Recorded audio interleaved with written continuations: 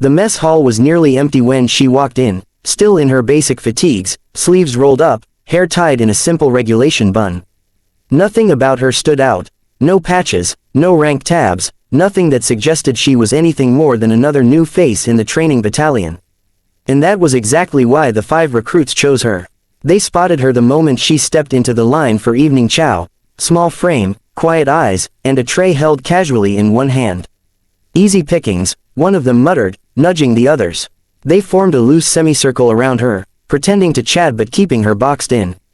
She didn't acknowledge them. She didn't need to. She took a seat at the far table, the one near the vending machines where no one usually sat.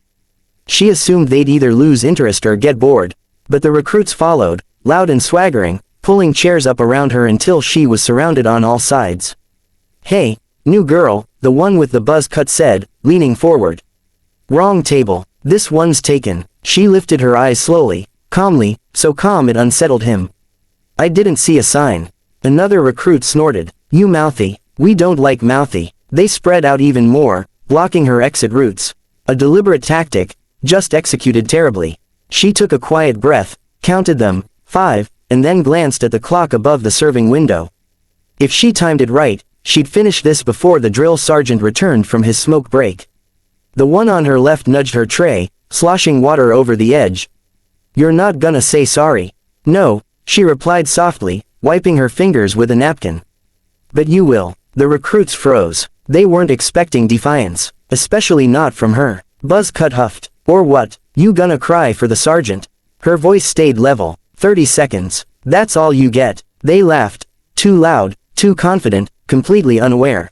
She placed her fork down with a sound that echoed across the empty hall. Then she tucked her chair back slowly, stood, and in that one motion everything about her changed. Posture tightened, shoulders squared, weight shifted forward, balanced, dangerous, controlled. "What?" one of them began. He didn't finish. In the span of a heartbeat, she stepped inward instead of backward. A precise thumb-knuckle strike to the wrist made the loudest recruit drop his cup with a yelp. A quick pivot, an expertly placed knee, and another recruit stumbled into a table, gasping for air. What the hell? They never saw her hands move. They only felt the consequences. She swept a leg, flipped another, and stopped just short of slamming his face into the floor. Controlled force, calculated restraint. Buzz cut backed away, hands raised. Okay, stop. Who are you?" She adjusted her sleeve calmly. "Navy SEAL, and I was trying to eat." All 5 recruits froze. 30 seconds. Just like she promised. The mess hall doors slammed open just as the last recruit scrambled to his knees. Drill Sergeant Holt stepped inside, boots pounding, the cold evening air rushing in behind him. His eyes swept the room, and widened when he saw 5 recruits kneeling, gasping, and very deliberately avoiding eye contact. And in the middle of them stood her, quiet, calm, as if she had simply been stretching after dinner. "What in God's green earth happened here?" Holt barked. The recruits opened their mouths, but nothing came out.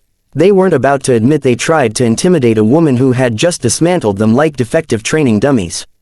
She spoke first. "Training accident, Sergeant." Holt's eyebrow twitched. He knew a lie when he heard one.